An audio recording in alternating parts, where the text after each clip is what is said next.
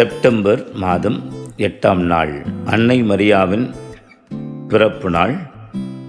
ஆரோக்கிய அன்னை திருவிழா, வேளாங்கண்ணி அன்னை திருவிழா என்று இந்த நாளில் நாம் விழா விடுக்கிறோம்.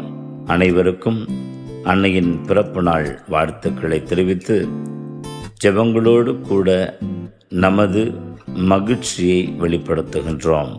மரியன்னை என்கிற ஒரு தனித்துவ மனுஷி நமக்கு அவருடைய பிறப்பின் மூலமாக 2 செய்திகளை சொல்லுகிறார்கள்.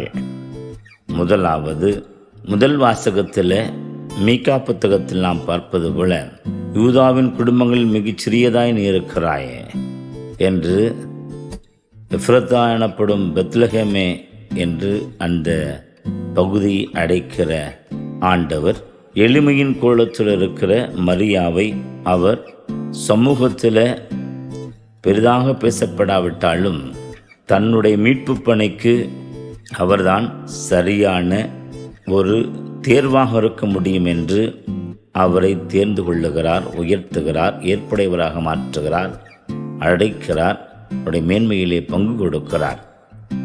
மரியன்னை இப்படி தனித்துவம் மிகுந்தவளாக இருக்கிறார். அவரை போற்றுவோம்.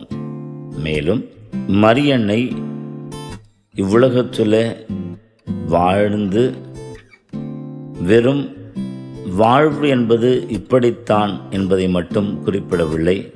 மாறாக தன்னுடைய பிறப்பு வரலாற்று சாதனையை செய்திருக்கிறது. மீட்பரை உலகத்திற்கு அளித்து அந்த மீட்பரின் வழியில் நடந்து அவர் கொடுக்கிற மீட்பு, இரட்சண்யம் இவற்றை பெற்று மகிழ்ந்து வாழ்வின் நிறைவை கண்டு தனது இவ்வுலக வாழ்வு வரலாற்றை இடம்பெறுகிற நிலையிலே வாழ்ந்து காட்டியிருக்கிறார்கள் என்று நம்ம ஒருவருக்கும் வெறுமனை பிறந்தோம் என்பதல்ல, பிறந்து எப்படி இவ்வுலகத்திலே வாழுகிறோம், அது எப்படிப்பட்ட தடம் பதிக்கிற வாழ்வாக இருக்கிறது என்று யோசிக்க இவர் நம்முடைய வினா எழுப்பி நமது வாழ்வை சற்று யோசிக்கச் சொல்லுகிறார். வினாக்களாக அன்னை மரியாவின் திருத்தலங்களுக்கு வருகிற அத்தனை பக்தர்களும் ஆண்டவரின் சீடர்களாக மாறப்போவது எப்போது?